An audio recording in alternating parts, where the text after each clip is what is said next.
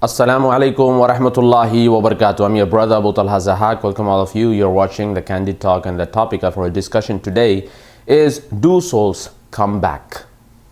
11 members of the Burari family of Delhi committed suicide, and police investigations revealed that they mentioned in their personal diary that the soul of their dead father used to come to them and used to talk to them and used to instruct them to commit suicide in order to attain moksha or salvation. Unfortunately, the belief of the coming back of the souls is not only found amongst Hindus, but it's also found amongst Muslims. There are many Muslims who believe that souls do come back after the death of the person.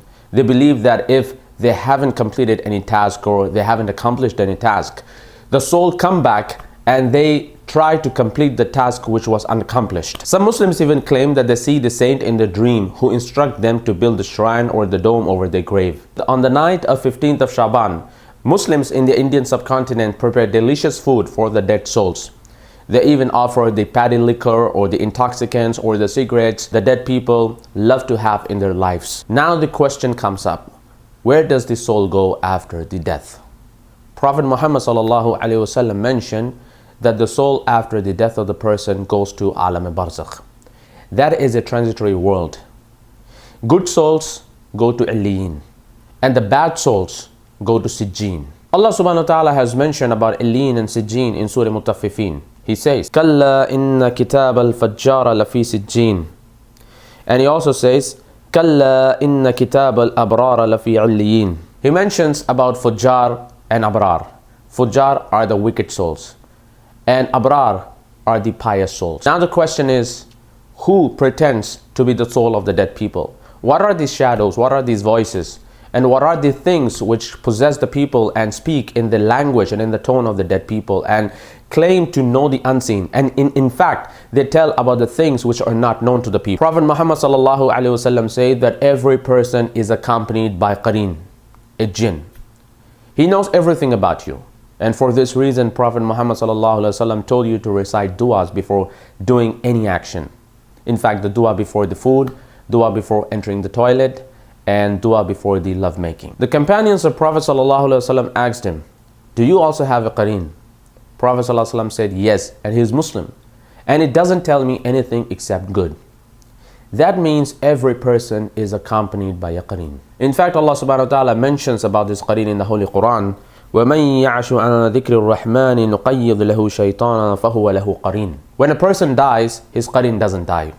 His qareen wanders from places to places. Their main focus is to distract people, to deviate them from the right path, and to call them towards shirk or polytheism. During the time of Imam Ahmad bin Hanbal rahmatullah alayh, a person claimed to know the unseen.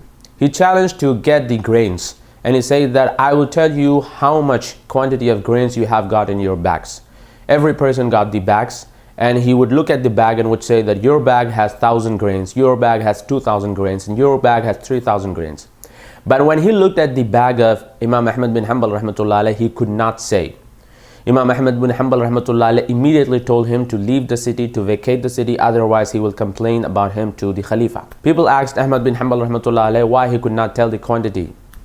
Imam Ahmad bin Hanbal rahmatullah alayh said that when you got your bags, you counted. And when I got my bag, I did not count.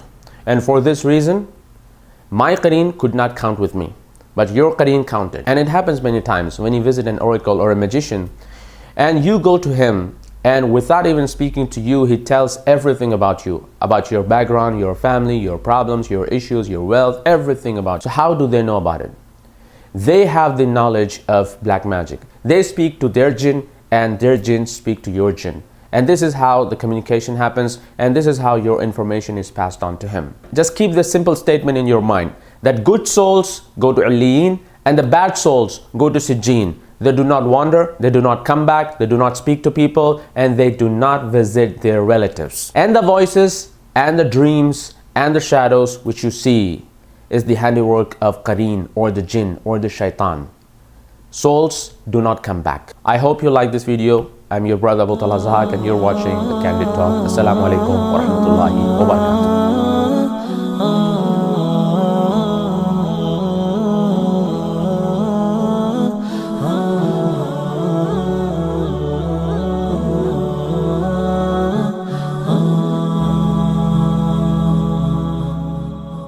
ah.